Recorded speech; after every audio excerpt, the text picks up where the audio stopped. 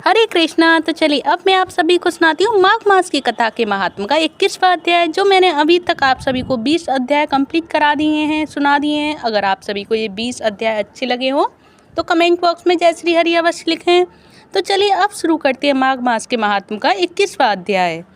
तो लोमश जी कहने लगे कि पूर्व काल में अवंती देश में वीरसेन नाम का राजा था। उसने नर्मदा के किनारे राजसू यज्ञ किया और अश्वमेध यज्ञ में किए, जिनके खंभे सोने के बनाए गए, और ब्राह्मणों को अन्न का बहुत सा दान किया और बहुत सी गाय, सुंदर वस्त्र और सोने के आभूषण दान में दिए। और वह देवताओं का भक्त और दान करने वाला था। और भद्रक नाम का एक ब्राह्मण, जो अत्यंत मूर्ख, कुलहीन, कृषि कार्य करने वाला, दुराचारी तथा अधर्मी था, वह भाई बंधुओं का त्यागा हुआ इधर उधर घूमता हुआ देव यात्रियों के साथ प्रयाग में आया और माघ में उनके साथ 3 दिन तक स्नान किया। वह 3 दिन में ही निष्पाप हो गया और फिर वह अपने घर को चला गया। और वह ब्राह्मण और राजा दोनों एक ही दिन मृत्यु को प्राप्त हुए। मैंने इन दोनों को बराबर इंद्रलोक में देखा, जो तेज रूप, बल, स्त्री, वस्त्र और आभूषणों में दोनों समान थे। ऐसा देखकर उनके महात्म को क्या कहा जाए। और राजसूय यज्ञ करने वाला स्वर्ग का सुख भोग कर फिर भी जन्म लेता है, परंतु संगम में स्नान करने वाला जन्म मरण से रहित हो जाता है। और गंगा और यमुना के संगम की हवा के स्पर्श से ही बहुत से दुख नष्ट हो जाते हैं।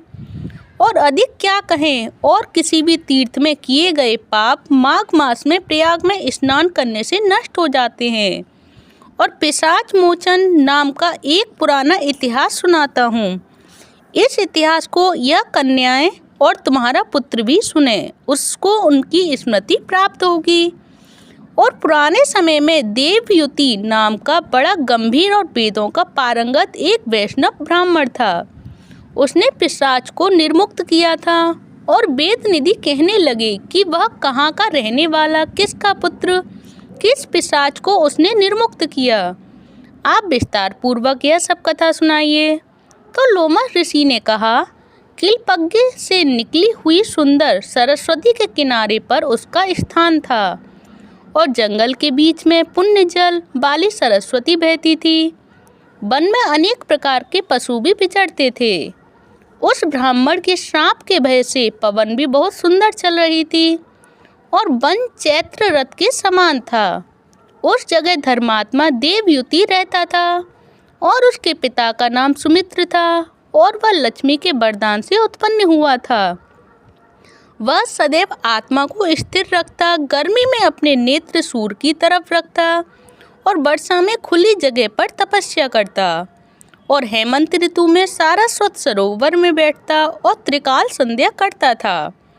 जितेंद्रिय और सत्यवादी भी था, और अपने आप गिरे हुए फल और पत्तियों का भोजन करता था, और उसके शरीर को जो सूखकर हड्डी मात्र रह गई थी, इस प्रकार उसको तप करते हुए वहाँ पर हजारों वर्ष बीत गए। और तप के प्रभाव से उसका शरीर अग्नि के समान प्रज्वलित था, और भगवान विष्णु की प्रसन्नता से ही वह सब कर्म करता था।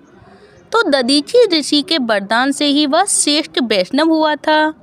उस समय उस ब्राह्मण ने वैशाख महीने की एकादशी को हरि की पूजा कर उनकी सुंदर स्तुति तथा विनती की, और उसकी विनती सुनकर भगवान उसी समय गरुड़ पर चढ़कर उसके पास आए, और चतुर्भुज, विशाल नेत्र, मेघ जैसा स्वरूप भगवान को स्पष्ट देखकर प्रसन्नता के मारे उसकी आंखों से आंसू भर आए, और कृतकृत्य होकर उसने भगवान को प्रणाम किया। उसने अपने शरीर को भी याद न रखा और भगवान के ध्यान में लीन हो गया। तब भगवान ने कहा कि हे देवयुति, मैं जानता हूँ कि तुम मेरे परम भक्त हो। मैं तुमसे अति प्रसन्न हूँ, तुम वर मांगो।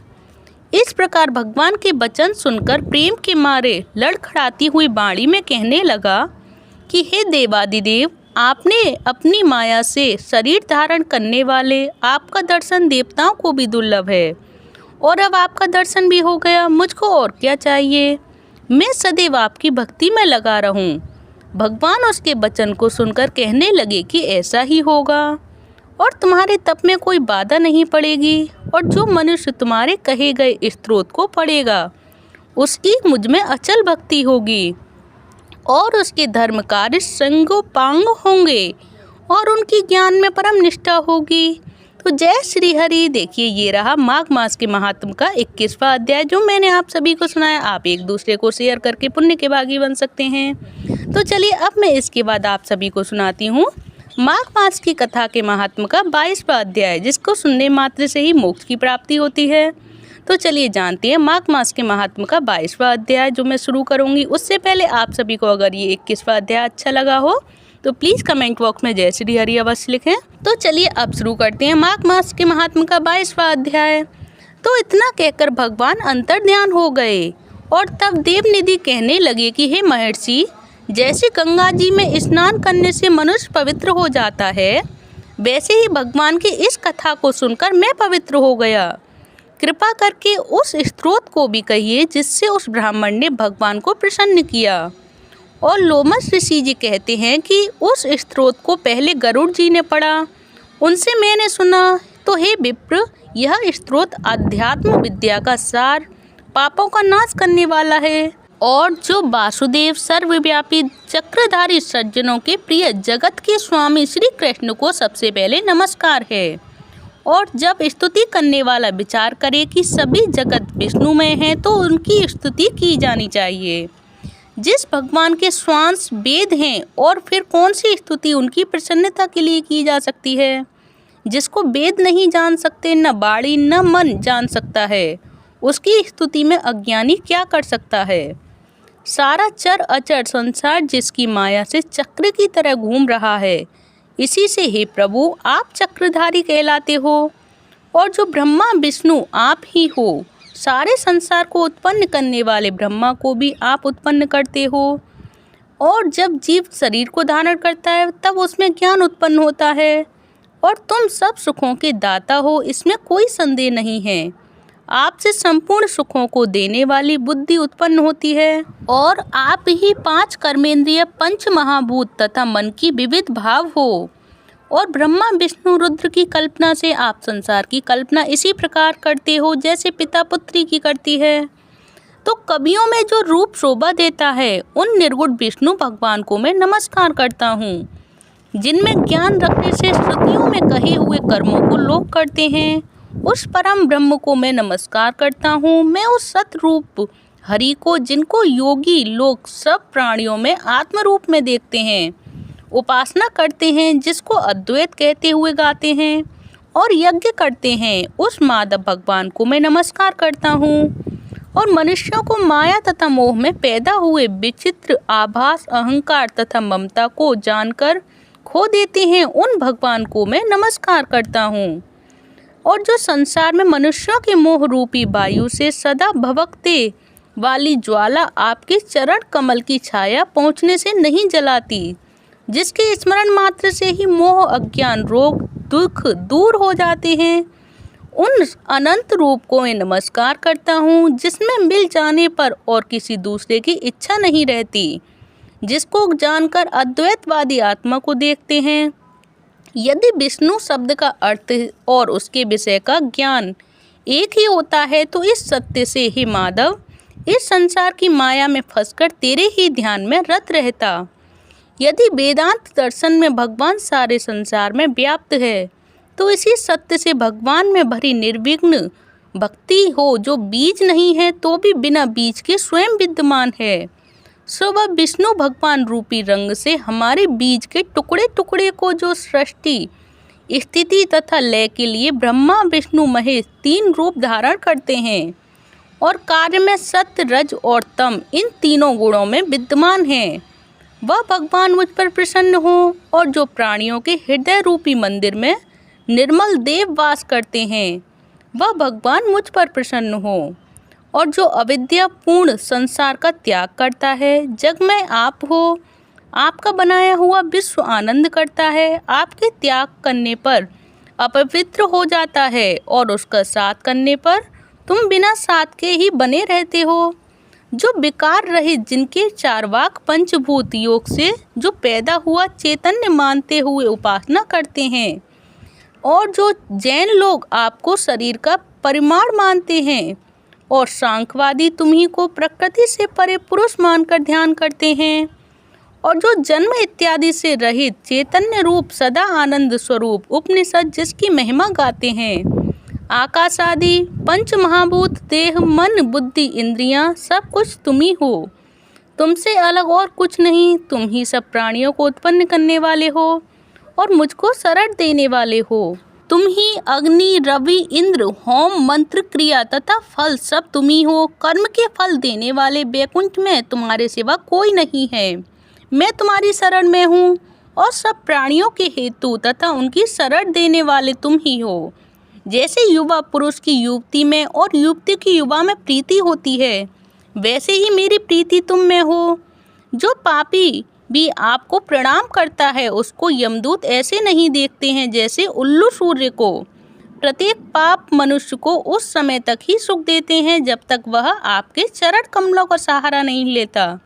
जिसको गुण जाति तथा धर्म को स्पर्श नहीं कर सकते तथा गतियां भी स्पर्श नहीं करती, और जो इंद्रियों के वशीभूत नहीं हैं, जिनका बड़े बड़े मुनि लोग साक्षात नहीं कर सकते, उन भगवान को मैं नमस्कार करता हूँ।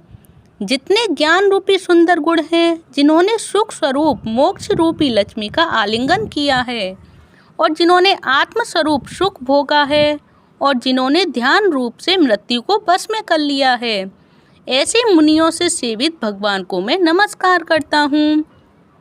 और जो जन्मादि से अलग है, जिनको काम क्रोध आदि दोष दुख नहीं देते, उन वासुदेव भगवान को मैं नमस्कार करता हूँ। जिनके ज्ञान की गति से अविद्या रूपी मल शुद्ध हो जाता है, जिनके ज्ञान रूपी शस्त्र से संसार रूपी शत्रु का नाश हो जाता है, उन दुखों की नाश करने वाले को मैं नमस्कार करता हूँ। जिस प्रकार सब स्थावन जंगल संसार को उत्पन्न करते हैं, इसी सत्य से भगवान मुझको दर्शन दें। इस प्रकार उसकी सच्ची भक्ति देखकर भगवान ने प्रसन्न होकर उस ब्राह्मण को दर्शन दिए और ब्राह्मण की स्तुति से प्रसन्न होकर तथा उसको वरदान देकर भगवान अंतर्ध्यान हो गए और वह ब्राह्मण कृतकृत्य होकर भगवान में लीन हो गया और शिष्यों के साथ स्तोत्र पढ़ता और तपोवन में रहने लगा। जो कोई स्तोत्र को पढ़ता अथवा सुनता है, उसकी बुद्धि पाप में नहीं लगती और ना ही बुरा फल देखता है। इसके कीर्तन से मनुष्यों की बुद्धि मन तथा इंद्रियां स्वस्थ होती हैं और जो भक्ति पूर्वक इसके अर्थ को विचार कर इसका जप करता है, वह वैष्णव पद को प्राप्त होता है।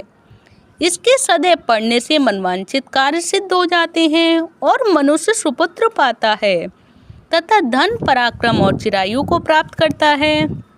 इसके पाठ से बुद्धि धन यश कीर्ति ज्ञान तथा धर्म बढ़ते हैं और दुष्ट ग्रहों की शांति होती है। यह व्याधियों व अनिष्टों को दूर करता है और दुर्गति से ताड़ता है।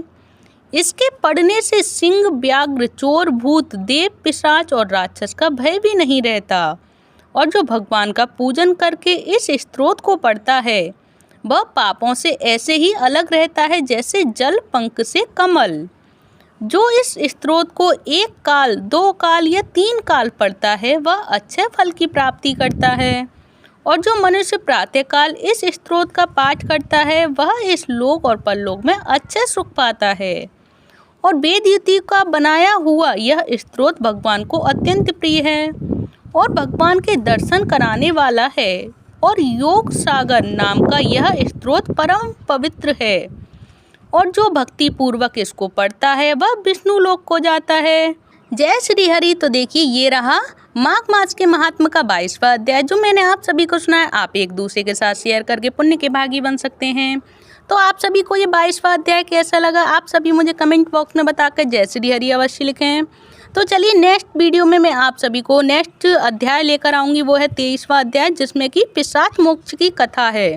और जो मैं आप सभी को नेक्स्ट अध्याय में बताने वाली हूँ, उस पिशाच मोक्ष की कथा क्या है, कौन सी है, जिसको श्रवण करने से क्या प्राप्त होता है। तो चलिए, नेक्स्ट वीडियो में मैं आप सभी के लिए लेकर आऊँगी ये। तब तक के लिए हरे कृष्ण कृष्ण कृष्ण हरे हरे, हरे राम राम राम हरे हरे, हरे कृष्णा हरि बोल। जय श्री कृष्णा। धन्यवाद। हरे कृष्णा हरि बोल।